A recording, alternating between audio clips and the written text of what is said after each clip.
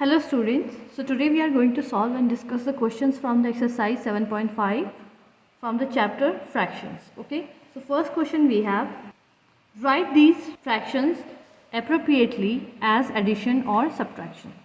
जो ये हमारे पास फिगर दिया है इसके लिए हमें फ्रैक्शंस लिखने हैं और बताना है कि इसमें एडिशन हो रहा है या फिर subtraction. Okay, so there is given a box with 1 2 3 4 5 part. Okay, so इस रेक्टेंगल शेप को 5 पार्ट में डिवाइड किया गया है और एक और रेक्टेंगल शेप है जिसमें भी 5 पार्ट्स है. ओके, तो यहाँ से एक पार्ट को शेडेड किया गया है और यहाँ पे से 2 पार्ट को शेडेड किया गया है और इक्वल्स टू में लिखा है 1 2 3 shaded part out of these 5 parts. Okay, तो हमें बताना है कि यहाँ पे ऐड हो रहा है या फिर सब्ट्रैक्शन हो रहा है. ओके, तो सबसे पहले इसके लिए फ्रैक्शन लिखते हैं.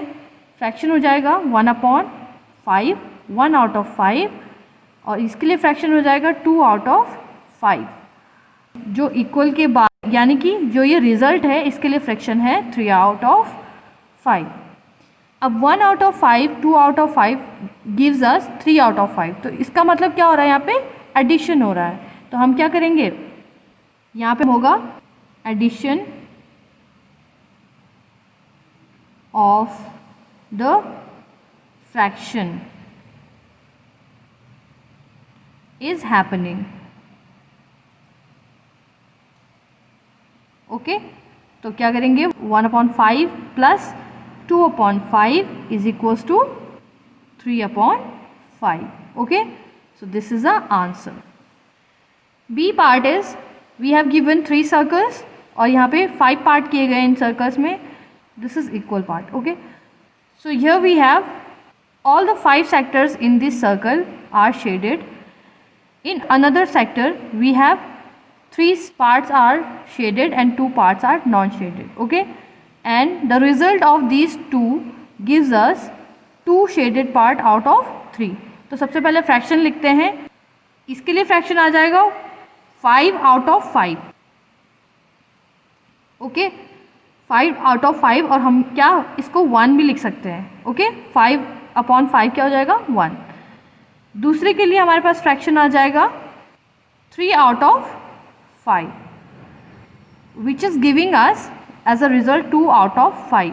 तो यहाँ पे क्या हो रहा है, 5 आउट ऑफ 5 में से 3 आउट ऑफ 5 जाएगा तो हमारे पास 2 आउट ऑफ 5 बचेगा. ओके, यानी कि यहाँ पे क्या हो रहा है, माइनस हो रहा है. तो हम कह सकते हैं that subtraction of the fractions is happening. Okay, तो क्या होगा 5 out of 5 minus 3 out of 5 is equals to 2 out of 5. Okay, जब हम इसमें से इस पूरे 5 आउट ऑफ 5 में से इन 3 शेड को हटा देंगे तो हमारे पास क्या बचेगा 2 शेड. तो वही यहाँ पे रिजल्ट भी है 2 shade out of this 5 shade. Okay, तो 5 out of 5 minus 3 out of 5 gives us 2 out of 5. Okay, तो यहाँ पे हम देख रहे हैं कि कैसे प्लस माइनस होता है फ्रैक्शंस में. ऑलवेज रिमेंबर, हम तभी फ्रैक्शंस का एडिशन या सब्ट्रैक्शन कर सकते हैं जब यहाँ पे लाइक फ्रैक्शंस हो. Okay, now question number 2 is solve.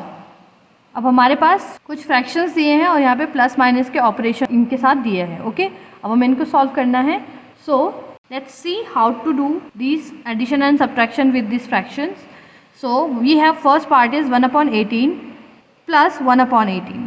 तो यहाँ पे हमारे पास इनको ऐड करना है. Remember these are like fractions, तो हम इनको डायरेक्टली ऐड करेंगे. So we have 1/18 plus 1/18. तो 18 अगर हमारे पास दोनों में कॉमन है तो हम 18 को एक बार लिखेंगे. ओके, यानी कि 2 की जगह हम एक बार 18 लिखेंगे और फिर 1 + 1 करेंगे. ओके, यानी कि न्यूमरेटर में 1 + 1 और डिनोमिनेटर में केवल एक 18 आएगा. डिनोमिनेटर हम ऐड नहीं करते हैं, remember we always add only numerator. So अब यहाँ पे हमारे पास 1 + 1 इज 2/18.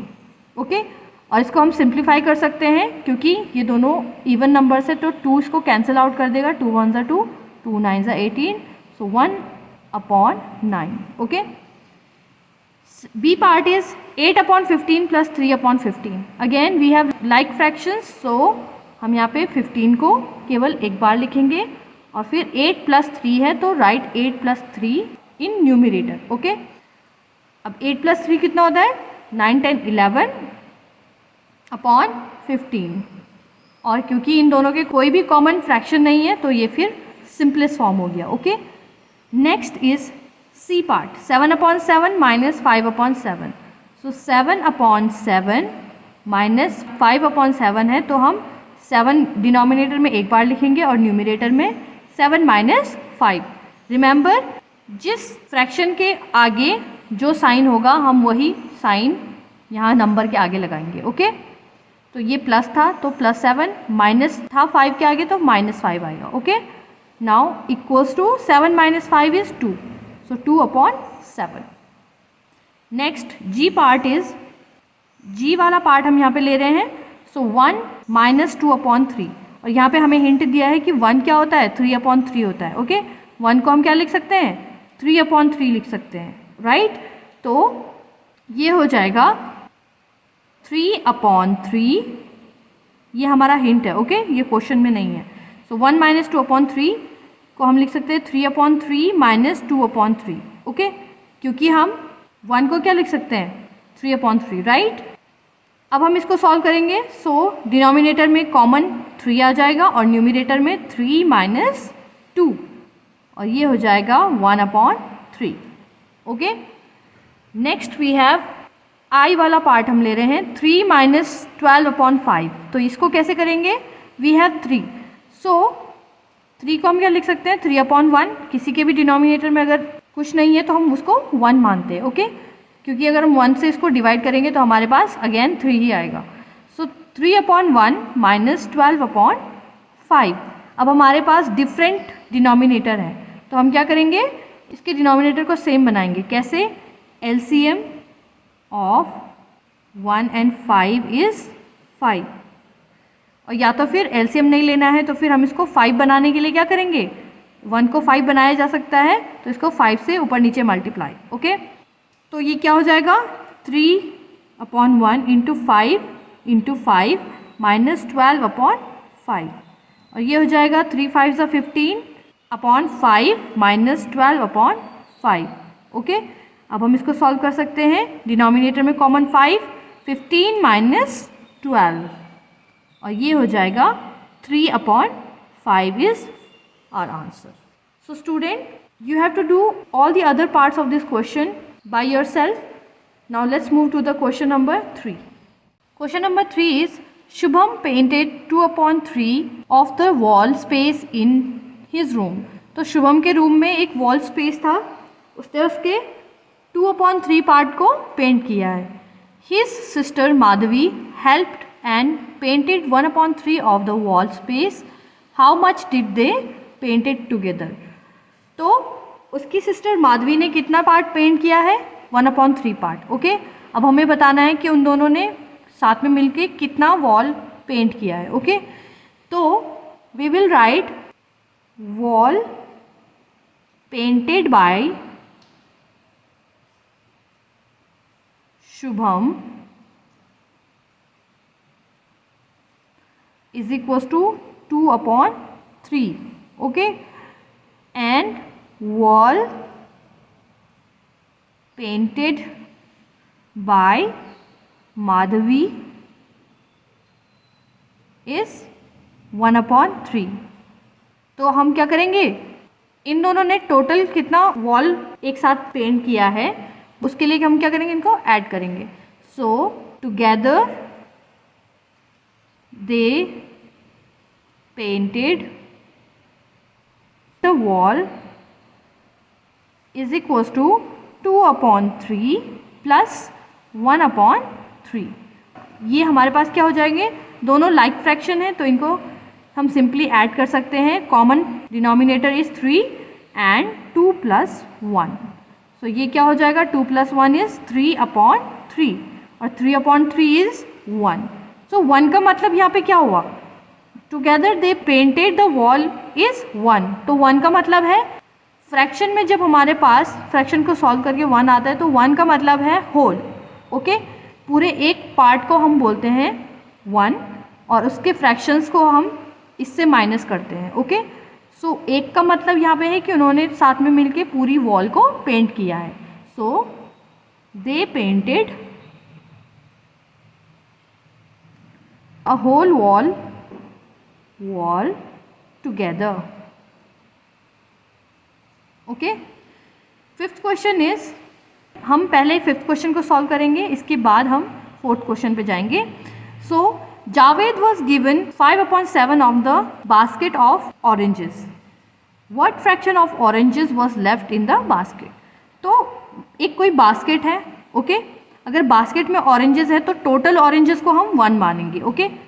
यानी कि होल को हम क्या मानते हैं 1, एंड इस 1 पार्ट में से जावेद को कितना दिया है 5/7 पार्ट, ओके। अब हमें बताना है कि बास्केट में कितना पार्ट ऑरेंजेस लेफ्ट बचे हैं, ओके।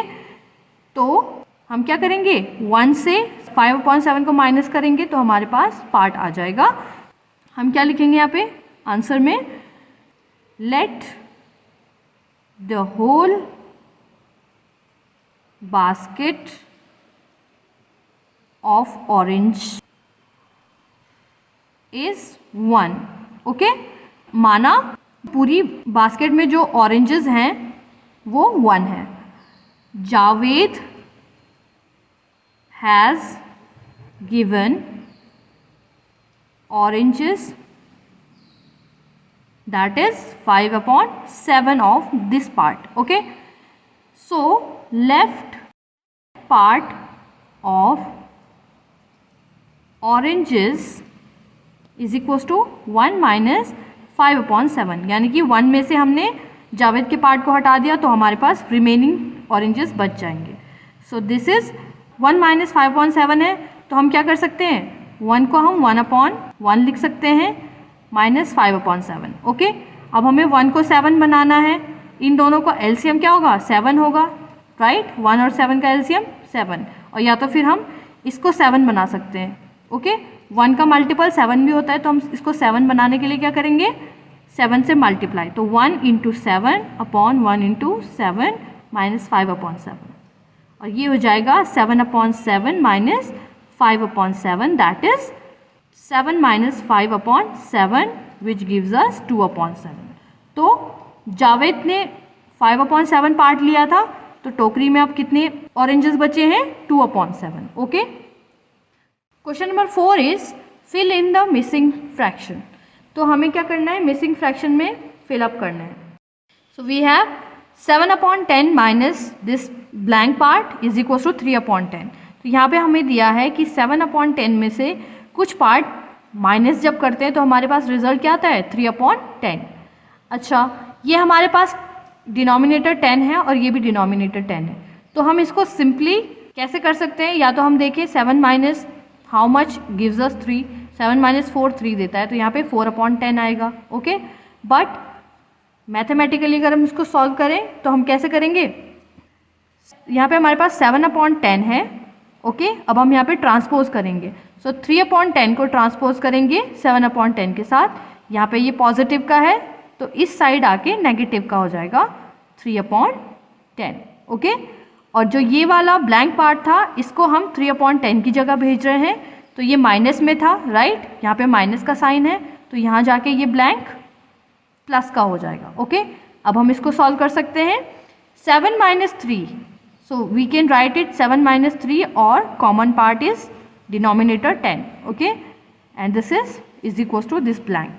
तो 7 माइनस 3 कितना होता है, इट इज़ 4 और अपॉन में 10 आएगा, so this blank part is 4/10, so we have answer this, okay। तो हम क्या लिख सकते हैं 7/10 minus 4/10 is equal to 3/10, so ये हो जाएगा answer, okay. Now B part is this blank minus 3/21 is equal to 5/21, so blank को हम रहने देंगे यहीं पे, राइट, और इस माइनस 3/21 को ट्रांसपोज करेंगे 5/21 के साथ, so we have blank is equals to 5/21। 3/21 यहाँ पे माइनस के साइन के साथ है, तो यहाँ पे आके प्लस का साइन हो जाएगा। ओके, सो 3/21, सो 5/21 प्लस 3/21, और ये हो जाएगा 5 प्लस 3 और common denominator 21। Now 5 plus 3 is 8/21। तो हम क्या लिख सकते हैं, that 8/21 minus 3/21 gives us 5/21, and this is answer. C part है, this blank minus 3/6 is equals to 3/6। तो यहाँ पे हमारे पास blank को हम ऐसे ही रहने देंगे और minus 3/6 को ट्रांसपोज करेंगे हम राइट हैंड साइड, यानी कि इस इक्वल साइन के राइट साइड में। सो ये हो जाएगा इक्वल, यहाँ पे आ जाएगा, और 3/6 है, ये माइनस का 3/6 था, तो इधर जाके ये प्लस का 3/6 हो जाएगा। ओके, तो हम किस तरीके से ट्रांसपोज करते हैं ये भी आपको सीखना है। तो जो भी साइन हमारे पास इधर होगा वो इक्वल के उस साइड जाके ऑपोजिट साइन में चेंज हो जाएगा। So 3/6 plus 3/6, we have 3 plus 3 is 3 plus 3/6, 3 plus 3 is 6/6। Okay, और 6/6 को हम क्या लिख सकते हैं, 1। तो हम लिख सकते हैं 1 minus 3/6 is equal to 3/6। Okay, ये हो जाएगा answer. D part we have blank is given plus 5/27 is equal to 12/27। तो हमें क्या करना है, ब्लैंक को हम इधर ही रहने देंगे और 5/27 को ट्रांसपोज कर देंगे इस side. So we have blank is equals to 12/27, और 5/27 यहाँ पे प्लस में था, तो दूसरी साइड जाके ये माइनस का हो जाएगा 5/27, और यहाँ पे 12 माइनस 5 हो जाएगा /27, और ये हमारे पास आंसर आएगा 12 माइनस 5 इज 7 एंड /27, और हम इसको इस फॉर्म में लिखेंगे तो 7/27 plus 5/27 gives us 12/27, and this is the answer. So student, it was exercise 7.5. You have to do all these questions in your notebook and remaining part of this exercise too. I will see you in next video with new exercise. Till then, keep practicing and keep learning. Thank you.